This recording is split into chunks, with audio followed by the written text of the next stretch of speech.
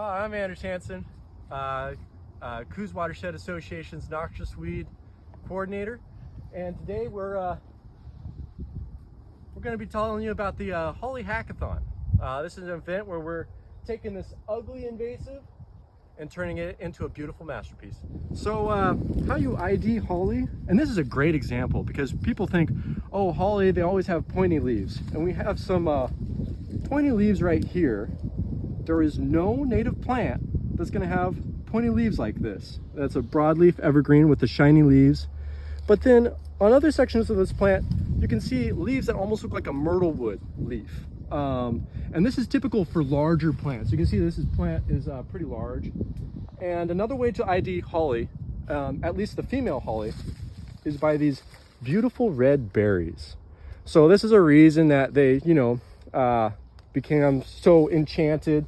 This is the reason why they became a Christmas, symbol, and why they migrated to the West Coast. Here I am next to a massive holly, and it's time to talk about why they're such a bad invasive and why they're invasive that we are so concerned about. The thing that holly can do that almost no other invasive can do in our region is they're incredibly shade adapted. And what this means is that they can invade our old growth forests in a way that no other invasive can. And you can see here, it can grow into a massive tree that can shade out other conifers and can produce thickets that are really unmanageable and hard to get around. So while holly is bad in that way, it's good in another way. And that's the fact that it's an incredible resource for woodworking. The holly wood is the whitest wood of any wood in woodworking, which is why we teamed up with Okotek, that's Oregon Coast Artisanal and Trade Education Center. Sorry, that's a mouthful. I'm still working on that. But they have an incredible supply of woodworking materials, and they have partnered with us to give a free class to the person that cuts down the biggest diameter and best piece of holly wood. I have a really nice piece here. I think some of you are probably going to be able to outdo this, but I wanted to put my best foot forward on this first show. So with that to do, I got my PPE on, got a handy electric chainsaw, and we're going to chop this thing down.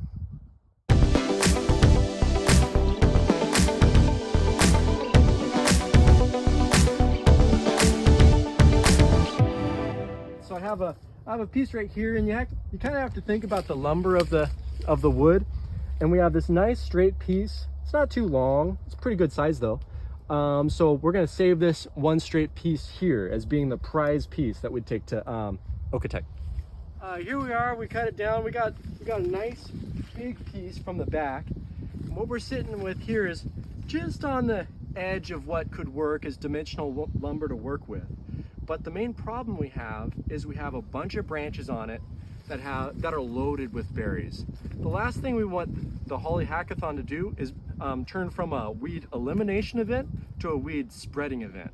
So what I'm going to do here is I'm going to go through and just limb up all these branches, and with the berries, if you want to bag them up and you want to take them to the dump or something, you can do that, but you can also just leave them to lay. The thing is, if these berries are in the tree, birds are going to transport them far and wide. But if you can get those berries to just drop down and stay down, they're going to travel a lot, a smaller distance. So yeah, without further ado, I'll limb this thing up.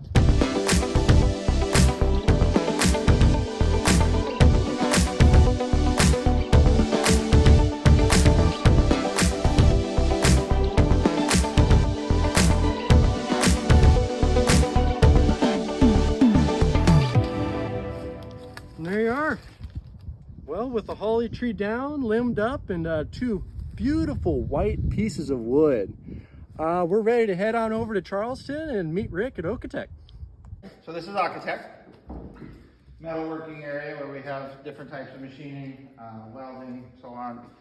This is our classroom area, so it has 9 tables at least. We have room for another 3 more, so we can have a fairly large group working on a project together. Wood turning is over here, so you see our wood blades lined up. Those are 3 that we have permanently set up, and then we have more.